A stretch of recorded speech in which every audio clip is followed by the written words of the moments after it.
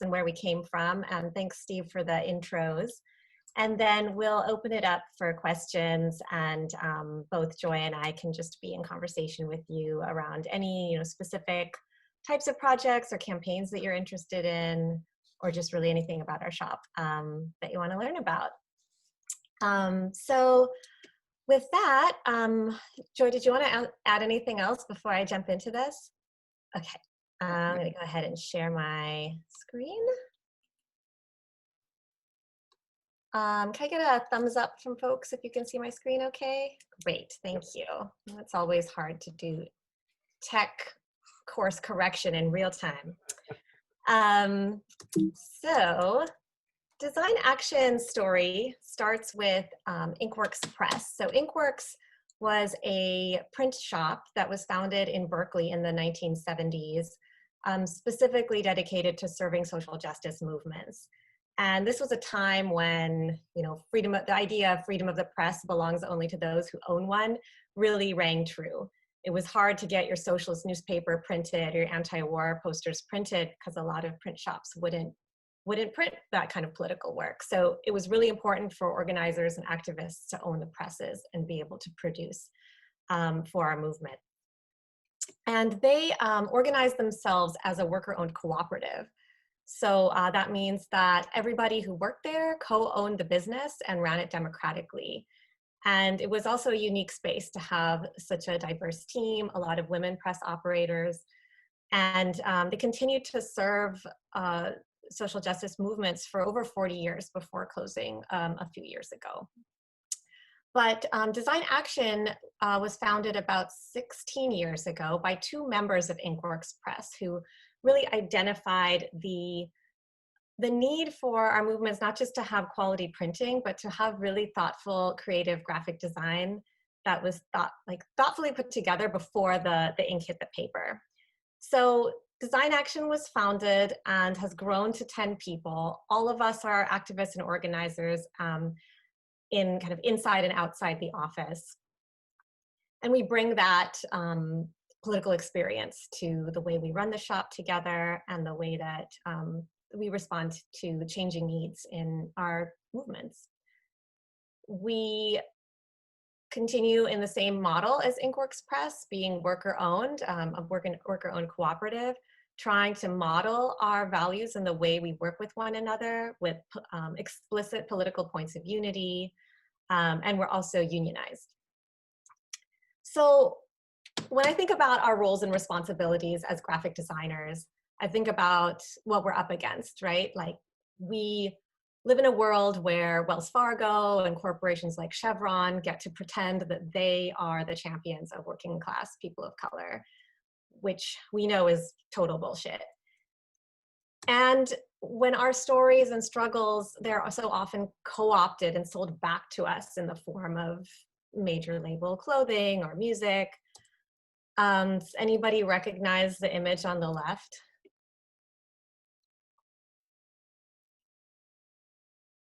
This was a Pepsi commercial that somehow stopped police brutality by sharing Pepsi with cops. And on the right is an actual photo from a Black Lives Matter protest in Baton Rouge. And even when our stories are captured in high school history books or Hollywood movies, they're often stripped of these mass movements that made them and simplified down into just one singular figurehead, which really keeps in the that just process of celebrity, the concept of celebrity. So when we think about ways we can actually lift up these stories, there's so many different visual tactics one can use. And this is a poster that Design Action did not create, but does anybody recognize it? Did anybody see it when it was first made a few years ago? And are anybody here Star Wars fans? So this was a poster that was created for the first Women's March back in it would have been January of 2017. So it was like the day after Trump's inauguration. And it really struck a chord with folks. And this is, again, reminding us of the power of graphic design when an image like this can just really resonate. And taking familiar pop culture imagery and reinterpreting it to have a story that's really empowering is what this poster did in that moment. And also, this was like, okay, Trump had just gotten elected, Rogue One had just premiered, and Carrie Fisher had just died. So it was this very kind of perfect moment for this image of Princess Leia. And all of these, all these women and like newly politicized young girls were carrying this poster or dressing up as Princess Leia in order to advocate for women's rights with a new president that clearly did not, this was not a champion of women's rights. The problem though is that Princess Leia didn't say this. This is a quote from Assata Shakur, who is a member of the Black Power resistance struggles and who was a political prisoner and fled to Cuba and still lives in exile there. And when the Black Lives Matter movement, especially led by young Black women who are lifting up Assata's legacy, are marching in the streets and protesting, there's a real missed opportunity to tie that movement together with the folks who carried the Princess Leia poster. And at best, it's a mistake. At worst, it's an appropriation of Black women's voices. So these are the things that we really need to be mindful of when we think of creative, clever solutions to protest art. And as students, and thinking back on my time as a student, it's really inspiring to look at the ways that different eras of political art were created by students. This is an image from Paris in 1968, which was a moment of incredible uprisings across Paris, and these students figured out how to screen print using a new technology that wasn't common at the time. They figured out how to use it in order to plaster the streets of Paris with anti-capitalist messages.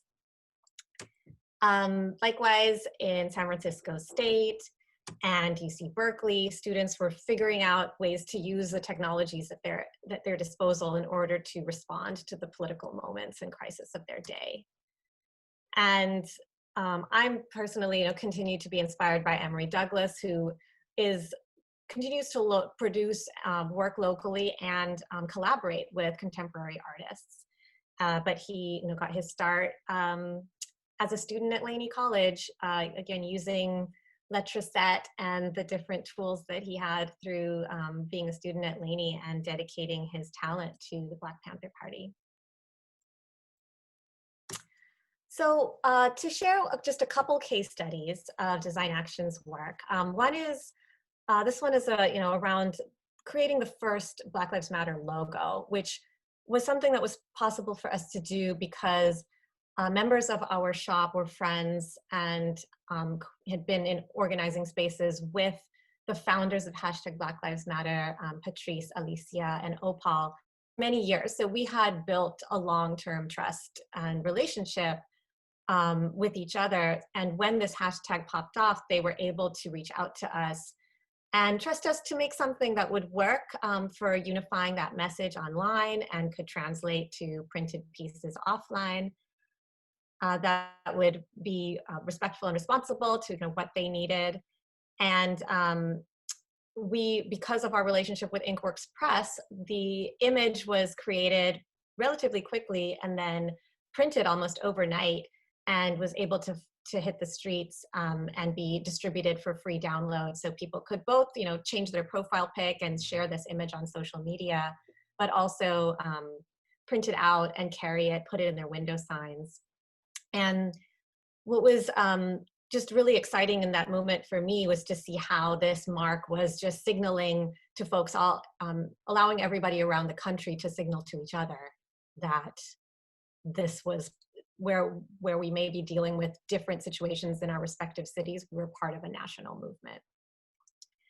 And for me, as a daughter of South Asian immigrants, I was really looking for my role in this moment as somebody who has benefited from the model minority status that really implicates our community in white supremacy, where do Asian, API, South Asian communities fit into solidarity with Black Lives Matter? And part of that is showing up, and part of it is doing internal work to unlearn anti-Black racism within our communities. And you can see on the left is a South Asian family that literally just took the original placard and wrote Asians for Black Lives on it. And then over time, folks started to kind of recreate and make their own version of the original mark that included this Asians for Black Lives messaging. And in the hands of a leaderful movement, the Black Lives Matter brand evolved.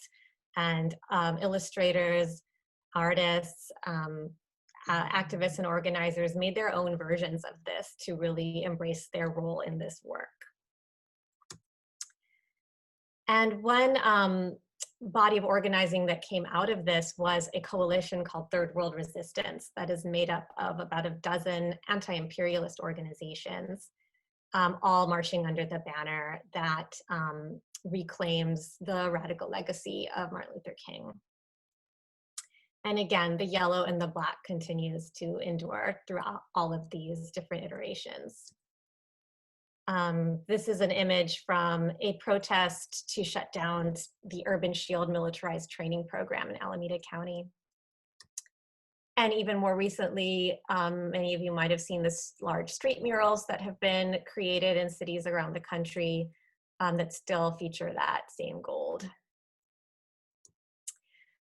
And one more case study I wanted to share was a poster we created when the first Muslim ban happened. And this was also in November, probably just, God, it's like January of 2017. It was one of Trump's first executive orders to ban people coming from certain Muslim majority nations from entering the United States.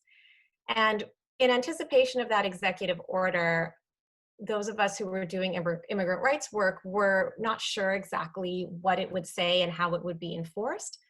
But those of us in the, I'm Muslim, those of us in the Muslim communities were talking with each other and with the broader immigrant rights movement about how we could really fiercely oppose this.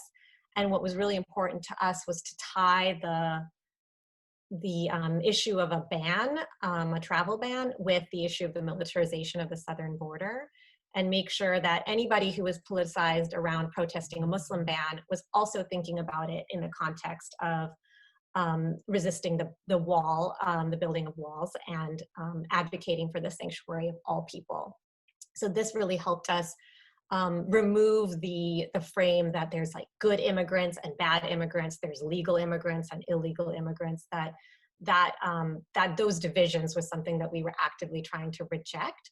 So after speaking with immigrant rights organizers around that, I was able to come back to Design Action and work collaboratively with the artists in our team to create this poster, which we then printed and brought to the San Francisco airport when folks shut down the international terminal the day the ban went into effect.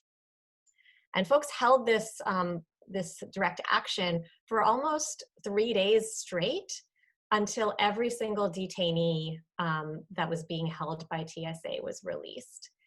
And as you may know, there were people who were already on airplanes coming from Iran and other countries that were on this banned list that didn't have the option to not board that plane because the executive order went into effect while they were already in the air.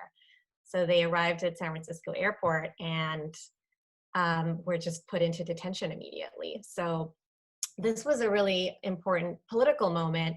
And the fact that this poster was in all the photographs that were taken and all the media coverage of that action helped elevate the long-term immigrant rights work that had been going on in multiple communities.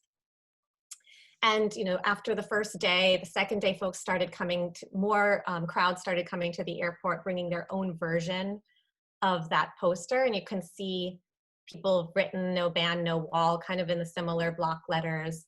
And so having something that's that we can replicate, that other folks can easily replicate, is also part of saying like, we see you, we see what you're doing, here's my version of it, and I'm standing here with you. And the image started to also kind of take on a life of its own over the years. And lastly, Design Action's work is primarily graphic design for web development, posters, graphics, social media, but we still paint banners, and it is still a really important part of social change work. So making sure that the creation of art is a collaborative process where we can teach our community members how to paint, how to make things together. That builds power, it builds relationships, it helps us know each other and recognize why we're in the streets together, and does that, it has an important role in our longevity in this movement, just kind of building and making things together. And just like the students in Paris in 1968, we're still teaching each other how to screen print, and I think that's a really important, this tactile quality of this work. And I just want to remind folks that what we're up against right now is, these are very dire times. Back in 2016, the head of the police union in Minneapolis called Black Lives Matter a terrorist organization.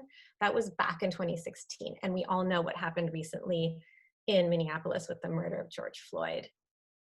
We have a president who is trying to criminalize the conversations that we're having together right now, threatening to take away funding from universities that are holding classes that Steve is holding.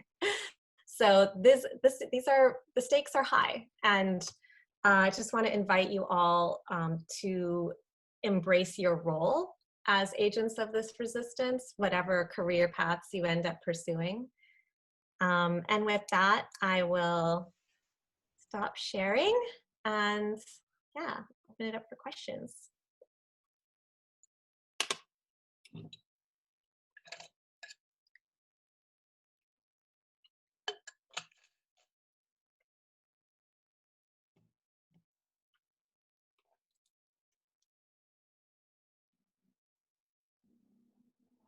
Steve, if you're talking, you're on mute. I know, I'm still not used to this. I was saying, that was a great presentation. Thank you. And don't be shy if you have questions. I know, I'm so bad at this. I know I've got questions. This is not the time to be shy, guys. Oh, I see Betty's hand. Yeah, hi. I'm a graphic designer, and I just design posters for therapy, and I'd love to get them out there somehow. And is there a way to do that? Yeah, and Joy, feel free to jump in here, but my attitude around creating posters has always been to try and make sure that we're following the leadership of folks who are most impacted by that issue. So that means like starting with the conversation with seeking out folks who may be already working on that issue, asking them what message is most useful to what they're already doing, and then trying to offer your talents and your resources to them in that way. And the additional benefit is that you, besides knowing that your messaging is informed politically by the folks who are doing that work, the other benefit is that if you're offering your work to an organization, then there's a built-in distribution plan. That's something they can make available to their membership. Maybe they'll print some of your posters and can have it be part of a fundraiser. Like there's going to be you'd be able to materialize some opportunities for your image to be seen. But yeah, that's always been Design Action's approach, and I think there's a real value in creating art for your own sake, for your own personal expression. But there's also can sometimes be a gap between then what your personal expression is and then what is tactical and strategic for someone working on that issue kind of on the ground. So making sure that you're having those conversations is really important. Okay. Okay, well, I'm going to get a couple of questions. So maybe I'll start off with one. So, one of the things that interests me, you guys, is the business model with Design Action Collective being a co-op, and particularly your client base being, I would say, almost exclusively nonprofits, these progressive organizations. And historically, whenever I've taught design, they might use people maybe like a Tibor Kalman, maybe as an example of kind of progressive design, but it was still this Robin Hood mentality, which is, we'll do whatever Chevron, whatever the gas company, the banks, the big guys, which allows us to do this kind of cool, funky, progressive work, because it was almost an understanding that you couldn't have a sustainable design practice if all you were doing was a community-based type of graphics.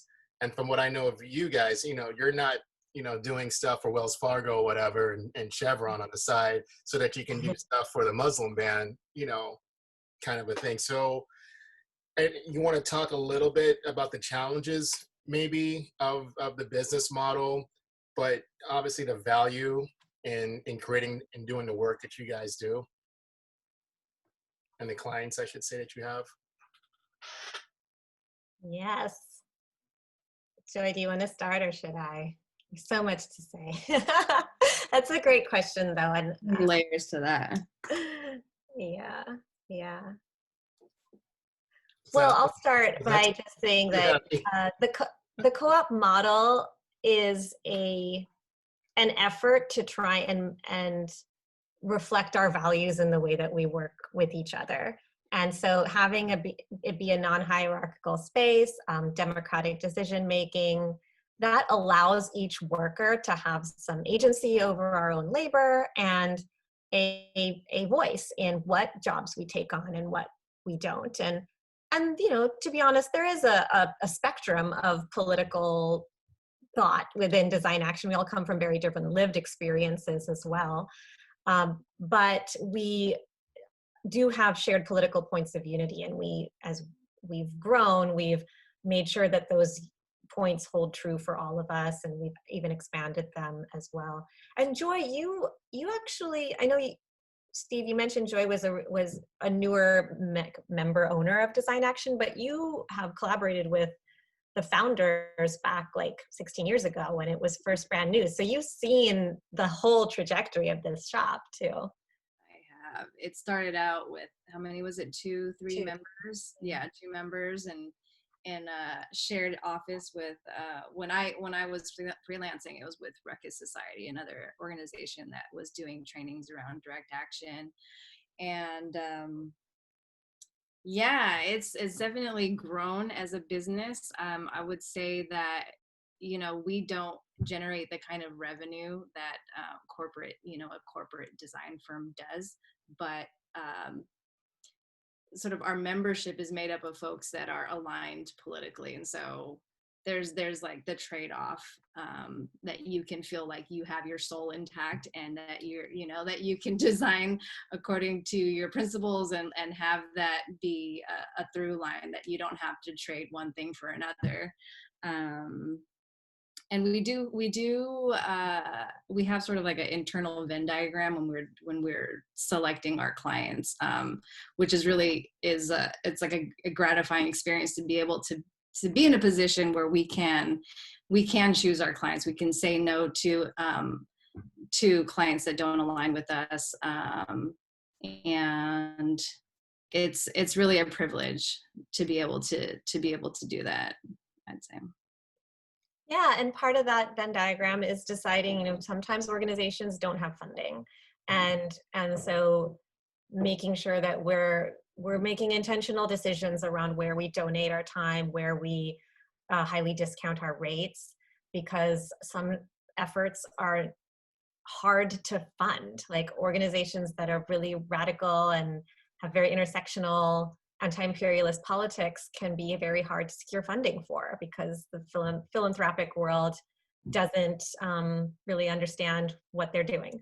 So making sure we're paying attention to that is part of our political mission. But we also do still have a bit of a Robin Hood model at play. It's just a different version of it. We have clients who are at the top end of our sliding scale, and they will subsidize the pro bono work that we do. So, you know, organizations like Amnesty International or Greenpeace, they have much larger budgets, and they know that by choosing to work with Design Action Collective, they are not only getting the quality services that we demonstrated that we can provide, but they are also investing in this ecosystem of media making for a diverse, you know, range of social justice efforts. So we're pretty transparent about the fact that we charge different rates for different folks, given their their political framings, their access to funding, and whatnot. And that has allowed us to average out at the end of every month to kind of be able to pay our rent. And yeah, Joy's right. Like, we don't bring in the level of generate the level of income that another like kind of professional graphic design firm in San Francisco may find as normal. So there is often a point of tension for like, how do we keep our rates accessible, and how do we make sure we're paying ourselves in order to live our whole lives and not just be workers, but really see ourselves as whole people. And that continues to be a point of struggle for us, because living under capitalism is not sustainable, and we're doing our best to create a sustainable model under it. I have a question. I'm a fourth year graphic design student. I focus on brand identity, and I've been probably like actually working in freelance design for 3 years for both studios and companies just as an individual. And I've always found it fairly easy to find clients with that, like that whose values align with mine. But I've always kind of found it tricky finding work that I want to, that kind of like revolves around some of the issues I would like to bring attention to. And just ways, a way that you mentioned earlier was like reducing prices for different clients. Do you have any other suggestions or ideas on how to find work for those type of clients, and how to, you know, make like, there's no other way to put it. Like, I have to make a living, you know, while simultaneously trying to do things that I want to do for the better. Yeah, that's a great question. And Joy, you've spent a little bit more time freelancing, you're in the freelancing game than I have. Do you have any initial thoughts on that? Well, I think you kind of touched on it earlier. If there are certain issues that you want to work on, or that you feel invested in, like it makes sense to partner with an organization or find somebody who's doing that kind of work, so that you can plug in there, and there's an infrastructure, and there's like messaging, and there's a whole system that you can plug into there that you can kind of piggyback off of, and then you can together work on something. That's one way to do it. Another, when I freelanced, I always had a sliding scale also, and that was based on the client's operating budget. And part of, I guess like the biggest lesson I learned, or the biggest advice I would have, is to kind of actually take some business courses if you want to do this full time. That was really the biggest thing for me, was like understanding what your costs are, what your expenses are. You have to do a budget. I mean, there's a lot of this kind of stuff that you have to do math and have spreadsheets, and luckily I'm really into that kind of thing. But that helps to kind of figure out what's your bottom line, as they say. What's like the amount you can't really go below, and then how much can you go up from there. And that helps to like be able to sustain yourself as a business, as a freelancer.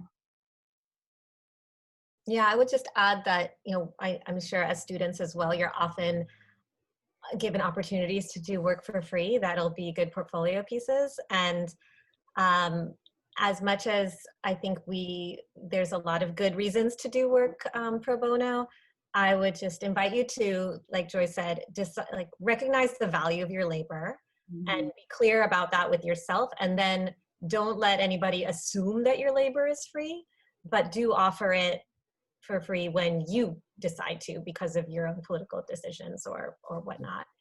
And as far as like seeking out work, I've been, I feel like the most successful working relationships come from just the like long-term investment in the work. So maybe if there's an issue area that you're particularly passionate about, that you'd like to do, so see yourself doing graphic design and branding within that area, maybe your entry point is to become a volunteer with an organization that works on that issue. And maybe they don't need graphic design right now. Maybe they need a volunteer that can do other kinds of tasks. And that then helps you understand that organization, their story. It helps you get some practice and just what it means to be involved in the work. And then you could offer, oh, I can actually help you design that brochure as well, and kind of build that on top of it, instead of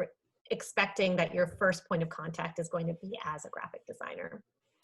That definitely helped me build up my career, was just being an organizer in issues I cared about and doing what was needed. Like sometimes it's just that folks need childcare so that they can go and run a meeting, and I can be useful there.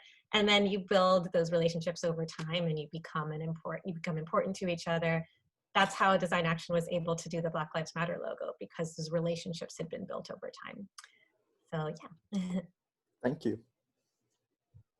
Yeah, I actually have something curious about the project you did. Like based on what you just presented, like we can see that there's some project you did always appear on the media, on the news, something like that. So I am wondering that if any of your projects were distorted by the media or misunderstood by the people who try to read them or see them. So yeah. Have you ever run into that, Joy? I feel like there's some bigger picture questions in there. Thanks, Jerry, for that question. I'm not sure in relation to DAC stuff. I mean, I think it is an important question when we think about messaging strategy. How do we hold on to that message and make sure that the message doesn't get co-opted? And for the most part, that is the kind of jurisdiction of the organization who hired us to make it, because they're the ones who are using it, who are giving the press conference, who are holding it at the protests, who are sending it out in their reports or their collateral and media. So for example, when the Black Lives Matter brand got distorted by police rights people who then made a Blue Lives Matter version of the logo, like we weren't actually there to intervene, but the people who were already doing racial justice work and police accountability work called that out for its hypocrisy. And so that kind of co-optation can also be an opportunity to, again, elevate the message that we're trying to elevate. But I'm sure there's plenty of examples. I'm not thinking of them right now, but in the inevitable moments where our imagery is co-opted, it's a decision point for organizers to fight to reclaim it or to actually abandon it and make room for a new campaign. And that's a strategy decision that we would really defer as artists, as designers. We would really defer to the people who were leading the campaigns. Thank you. That was great to know.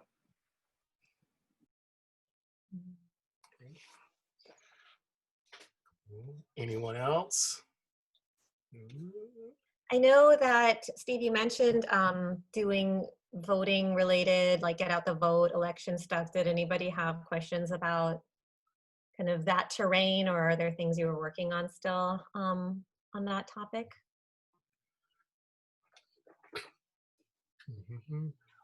Well, my question maybe, have you guys done, I know a lot of your work is issue based.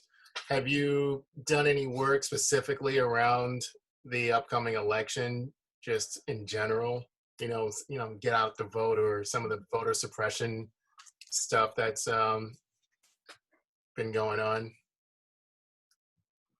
Yeah, actually, let me share one more example. A lot of, oh, wait a minute, sorry. And while you're doing that, Jerry, you had asked a question about, the message being co-opted. And again, this is so timely because, from Black Lives Matter to Portland, Antifa, whatever, you see how the messaging on the other side has been completely hijacked. And if you didn't know any better, you would think, the Proud Boys and Boogaloo movement, those are the good guys. And, Black Lives Matter, the terrorists trying to, essentially hijack the country based on just the messaging definitely has been hijacked.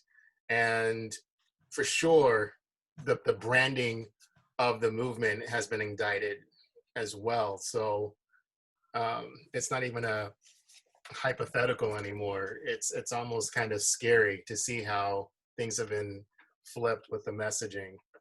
And if anyone, again, I've been listening to the Supreme Court stuff, and I swear to God, you have to almost put on opposite, opposite world, decoder, because it's nuts. And anyways, but part of this class, Sabiha, is also a little bit of media literacy. So not just doing propaganda or doing things around social issues, but also understand what messaging is all about and how to essentially arm yourself with the proper tools so that when you hear the reverse messaging coming back at you, you're able to kind of just, take it apart and call it what it is, misinformation. Yeah, those media critical thinking skills are need to be practiced. So I hear you on that. And as for your question about Get Out the Vote, Design Action doesn't do a ton of electoral work as far as running campaigns for candidates.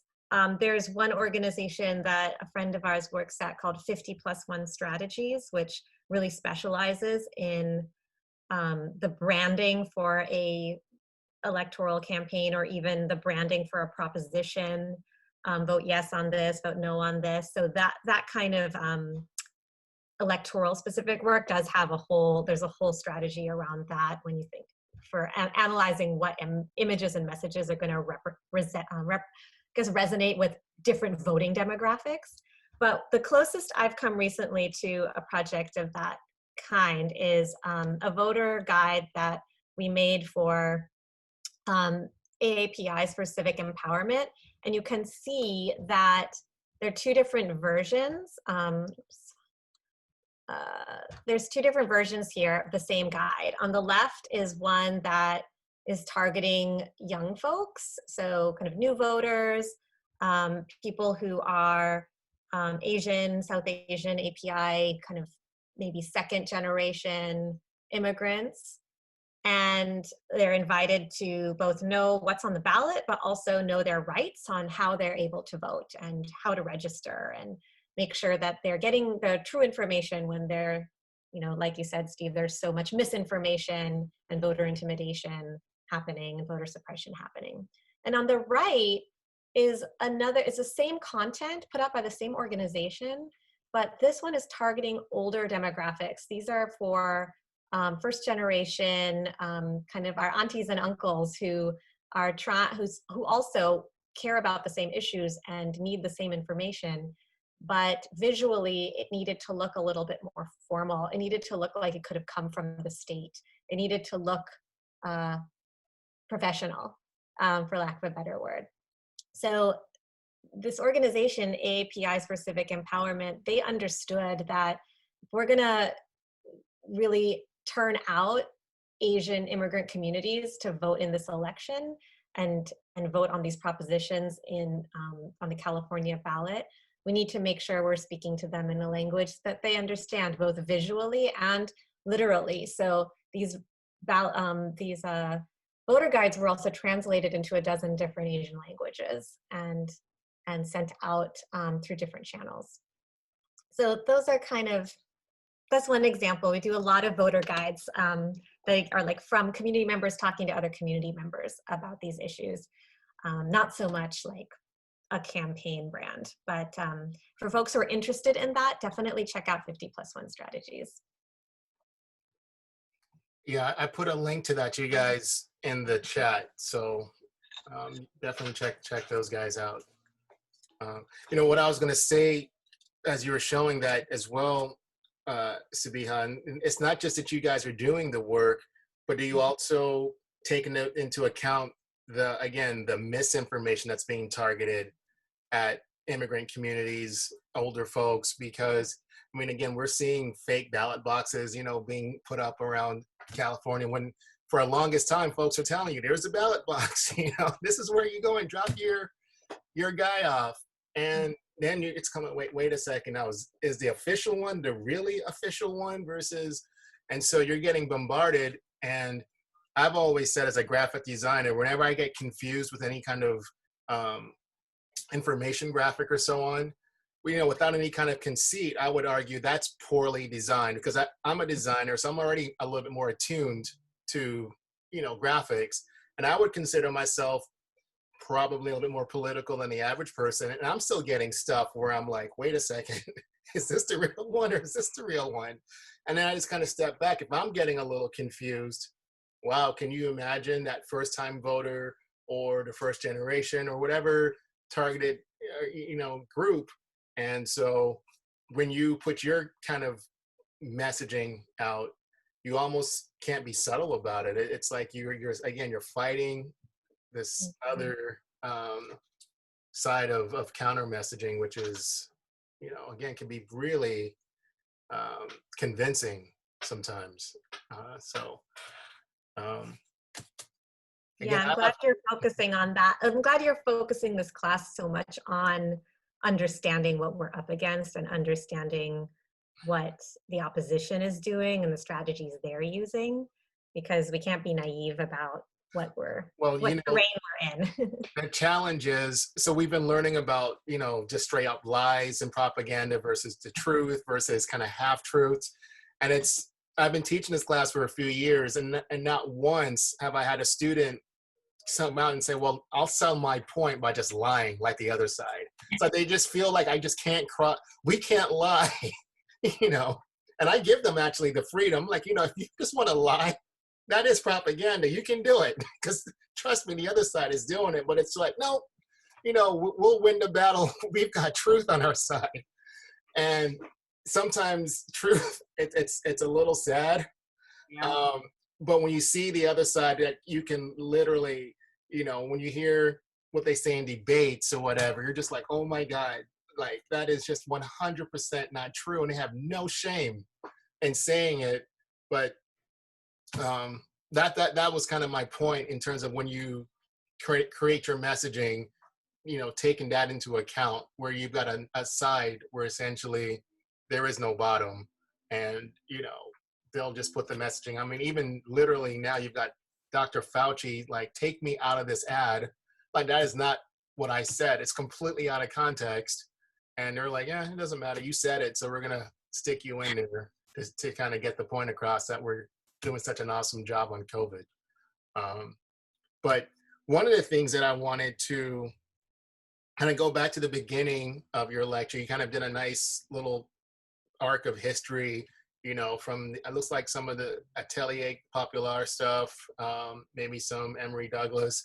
I mean, do you guys feel, I wouldn't say, well, not a burden, but, you know, how, I had this question in my head, maybe pressure to kind of continue this legacy, because you guys are part of, you know, an ongoing history of people, activist groups, you know, doing work for grassroots and progressive organizations. Do you feel that sense of responsibility or history on your shoulders as well, some of the work that you guys are doing? I think of it, I think most of us in the shop, all of us in the shop, consider it not really a burden, but I don't know, what's the word, like a privilege and a real opportunity that we have to be able to carry that legacy forward. Yeah, ditto on that. I remember giving a presentation once on a panel with with Melanie and Jesus from Dignidad Rebelde, which is also an amazing team of political art making folks. And we were just talking about different like visual interpretations of anti-capitalism. Like, what does it mean to like create images that could critique capitalism? And we was at the Eastside Arts Alliance and in East Oakland, and Emory Douglas was in the audience, and I almost like choked. Like, I just couldn't believe that I was giving a presentation that he was there to listen to. And it after getting to interact with him a few other times over the years, I've recognized that these folks who are still making stuff, who are still with us in our communities, who I've read about in books and I was inspired by as a student, they see themselves as still as collaborators with all of us. And they're not trying to be on a pedestal. They're not trying to like have some kind of sacred status around what they did and the era they did it in.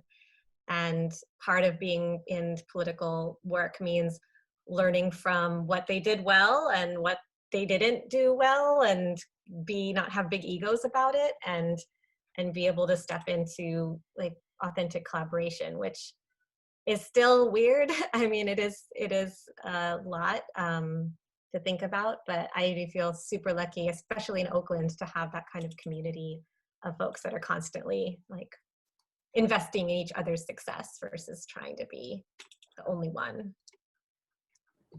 Could I make a comment? This is kind of a trip to the past for me, because I learned how to run an offset press in college.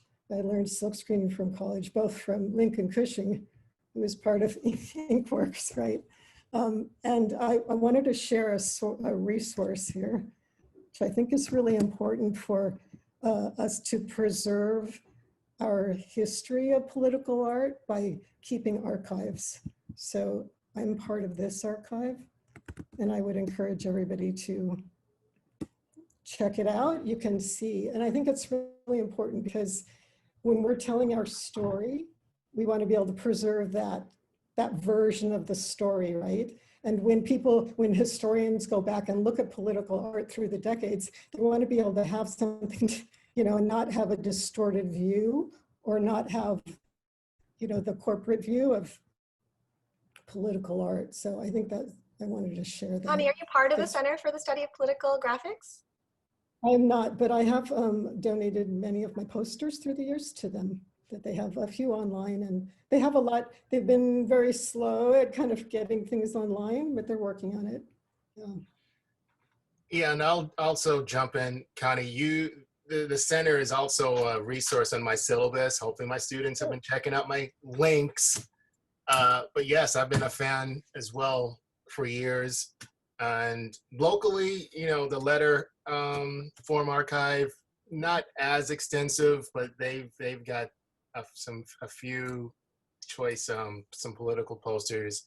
So yeah, that again, it's a little topic, but I do think the idea of archiving is huge, because speaking of Emory, I remember going to a talk, and the Panther newspapers, at the time, right, people never thought of them as something, I'm going to collect these and preserve them. I mean, they were treated like newspapers, right? You get them, you read them, you throw them away. And it was only because, I guess a few folks were like, maybe I should start just holding on to these. And they're actually really rare to, get your hands on a lot of this stuff, because they are so ephemeral. When you start thinking of marches, protests, those things are kind of meant for the moment. And we don't really, or maybe it's not part of the DNA to hold on to these things. So I think what Connie is saying, to have a place to actually archive the history is great. I mean, it's probably a little easier now, obviously, with the internet and things being virtual, but definitely the work that we know from the 60s and the 70s and even before, a lot of it is still very, maybe some of the photographers who were there, but yeah, the actual artifacts have kind of been essentially lost. So there's a fun political conversation to have too around the politics of archiving. Like, there's the Center for the Study of Political Graphics, which treats them as artifacts. Like, you put on white gloves and then you can look through their flat files if you're lucky. But there's the interference archive in Brooklyn that's just keeps them in stacks, and anybody can go in there and just hold them with your hands and use them the way that they were originally created to be used. So I love the conversation about like, what is our responsibility to be preserving things for posterity? In what ways do we do that? That allows things to be still really accessible. So yeah, I love the center. I love the interference archive, letter form archive. Lincoln Cushing has a, personal collection that some of us have been lucky to get to leaf through as well. I think some of it is at the Oakland Museum now too. But yeah, looking forward to more ways where we can be able to share that and keep it cataloged. My first poster was printed on computer printout paper, and we did not think about preserving. We were thinking cheap, fast, get it out to as many people as possible. So we didn't think about that. And a lot of things, like I feel like I have things that are crumbling now because they've been around so long. So that's part of why I've, donated a lot of my posters to places that will preserve it and have better conditions to preserve things. And I think that's important. Yeah. I love the poster behind you as well, Connie. That's. This is just 11 by 17 Xeroxed and taped together. Which is how I usually do my, my protest lines, because it's cheap, easy to do. Okay. All right. Why don't we get maybe a couple more questions, particularly from the students? You guys are working on some big issues right now in groups and social causes. Any advice maybe in terms of your research, or trying to persuade the other side? How effective, is it even worth doing some of this stuff, or is it just the machine is so big that why even try? I mean, what are some of your concerns, you guys, that you have as you go into your final project? I had a question. How do you all feel about using social media to kind of spread messages? A lot of us in the past election project designed stuff kind of thinking about posting on Instagram or other social medias, and especially now it seems really relevant. So I was just wondering. Yeah, we're by no means specialists in social media, but definitely there's huge value in that. When the pandemic started, we had to really kind of we had an opportunity to like work with organizations and talk to them and figure out new ways to reach their audiences, new ways to get the message out, new ways to organize that. We just had to like roll with it. So yeah, social media messaging. It's funny, Steve, you were talking earlier about the truth, and there's an organization we've worked with for a long time, the Center for Story-Based Strategy, and there was an exercise they did where they were like, okay, how much do you agree with that if you just know the truth that you will do the right thing? And it was interesting with the group of people I was there. It was sort of half and half, and I really believe that it's not really about the truth, unfortunately. We've learned that from the right, that it's more about emotion and the story and how that moves people. And so these days that is, you can get that message out, you can get your story out, and you can tell it so much more effectively and quickly through social media.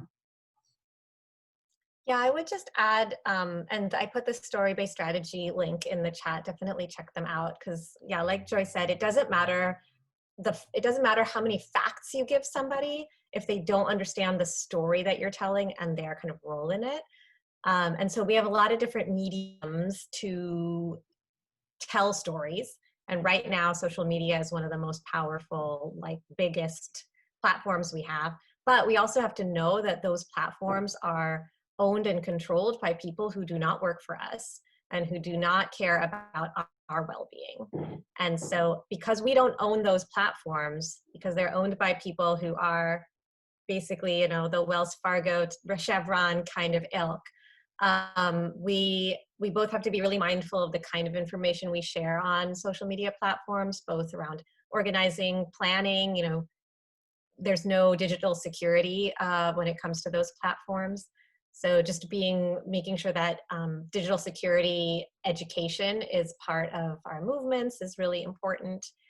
And if and when we use social media, know that it is something that exists because we're the product. Like, it's not working for us.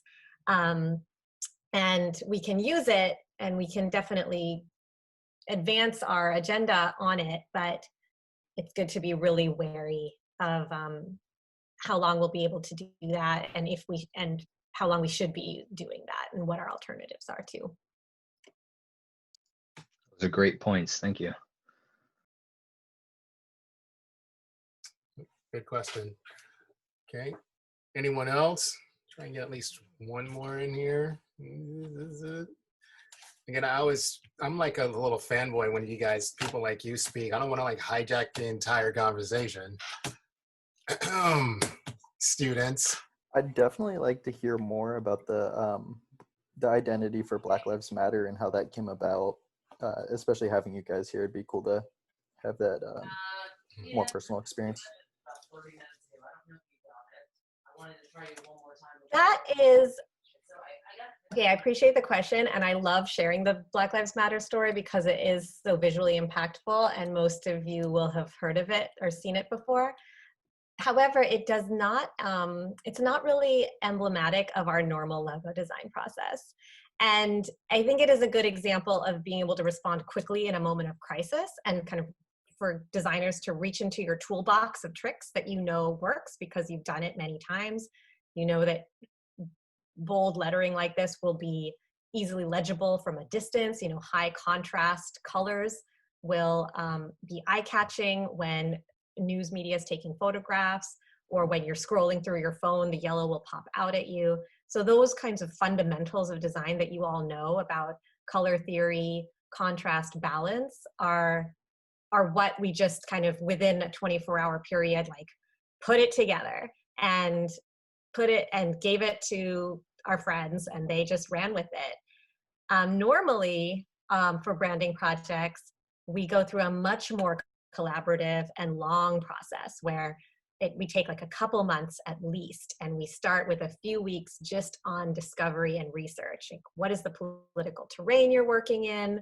Who is your target audience? Who is your constituency? Like, who's already in your corner? Who are you trying to move? How is your work perceived currently, and how do you want it to be perceived, and where's the gap there? And doing that research first, and then providing like mood boards and sketches and conceptual ideas for visual metaphor and style and tone, and getting feedback on that, and iterating a process through multiple versions to finalize one mark. This is normally how we do a logo at Design Action.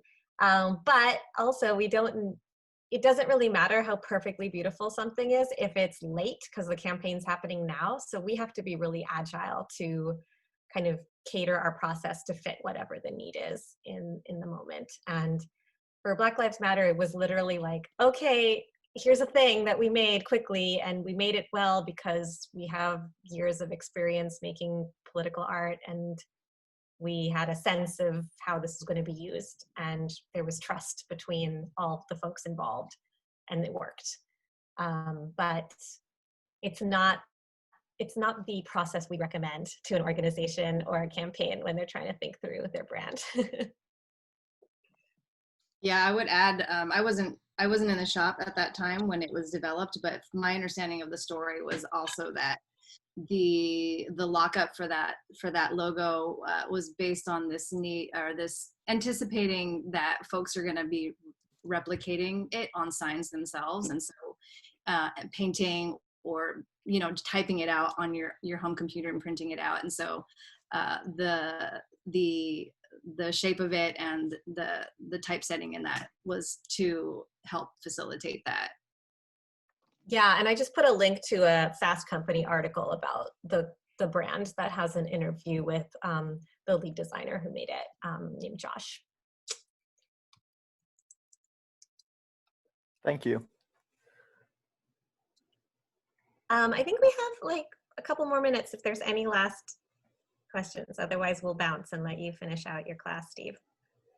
I did have a question about since a lot of your work is very like politically charged, do you ever face like any sort of harassment or just unwanted backlash from people who are opposing you, and how do you deal with that just on an emotional and mental level, and also on a level of just an organization? It's a beautiful question. Thank you. Well, I'll just start by saying that for the most part, when there is backlash for imagery that we create, it comes to the organization that put it out. And it's really rare that a fascist white supremacist organization would track us down as the people behind the image. I've personally received negative attention when I'm the one holding the poster, and like it's a poster Design Action made, but then I was also an organizer on the issue, so I've experienced it that way. But the only time I can remember where Design Action was actually targeted was after we built the Ferguson Action website, and the Ferguson October kind of national protests across different cities that were being coordinated out of this website were attracting attention from white supremacists who did some digging and figured out that Design Action built the site, and then they were trying to hack the site by putting in like my personal email address, and there was definitely some like digital threats that were occurring, and we were able to reach out to an organization called May 1st People Link that specializes in like digital defense, basically. And they were able to kind of go to war with these opposition people and protect Design Action, protect everybody involved in the Ferguson Action website as well. And on an emotional level, personally, I'm not on the front lines in the way that a lot of other folks are. I have so many privileges that allow me to have like a safe and secure home. I'm not undocumented. Like there's a bunch of layers of kind of risk that I don't have to take. So emotionally, I feel like I just need to step into where I feel comfortable and where my resources allow me to, and just be aware of the space I'm taking up and the stories that I'm either helping amplify or getting out of the way so that others can be telling their stories as well. But yeah, Joy, did you want to add anything? That's such a juicy question. Yeah, I would say that your example with the Ferguson website, that's something that we have to deal with a lot with our clients when we do websites. So we aren't usually the target ourselves of threats, but a lot of our clients are. And so we work with them to really assess security that they'll need and work with them to provide solutions around that and precautions. And then emotionally, we are a cooperative, so we do everything together and we do a lot of processing constantly. We have one of our values is around transparency and honesty and openness. And so we share with each other a lot of what's going on. We try really hard not to hide things and to suppress them. So that definitely helps to keep this, afloat and energized. Okay. Cool. That was great, you guys. Great questions, Sky. Yeah, that's, again, we can always talk about some of this stuff, but yeah, doing the kind of work that Design Action Collective does in people's similar situations, safety as well as a whole nother layer, because again, there are a lot of folks that are actively against that kind of messaging and the work that's going on. So for sure, I think maybe Sabiha and Joy were kind of polite about it, but it is something to take into consideration, personal safety. But I want to thank you, Joy, Sabiha, for taking the time. It's definitely enlightening. I only got through half, maybe not even a half of all my questions. So maybe once everything is back to normal, I'll meet up with you guys and we can chop it up. And Joy, it's good. I don't even think we've hung out as much since you've had, you're like a mom now. You got all this kind of stuff. I think I saw Robert at another thing, but anyways, So much I know for having us. we're all inbred here. Everybody knows everybody. Everybody knows everybody. So great questions, you guys. And again, I just want to say thanks to Design Action and Sabiha and Joy. And it was great having you. And I always learn a bunch of new stuff every time you guys talk and present your work. So. Well, thanks so much for having us. I put my email address in the chat, so all of y'all should feel free to reach out, keep in touch, and hopefully, we'll be able to meet in person one day. Yeah, and I've seen a few little private messages from some of you guys. You guys, I can link you to Design and Sabiha, and I don't want to speak on their behalf, but they're really welcoming. If you guys want to follow up with any of the questioning or some of the work that you saw, I'm sure Joy Sabiha would be happy to answer your questions. Shoot them an email and that kind of stuff. So cool. So what I'm going to do, thank you. Thank you so much. My class, just stick around for like 3 minutes, 5 minutes. I just want to talk about Friday. And I know we have a few guests, so I'm going to kind of log folks out. Bye, Thank you, everyone. Joy. Thank you, Sabiha. Really appreciate it. And then my guys, just stick around for a couple of minutes.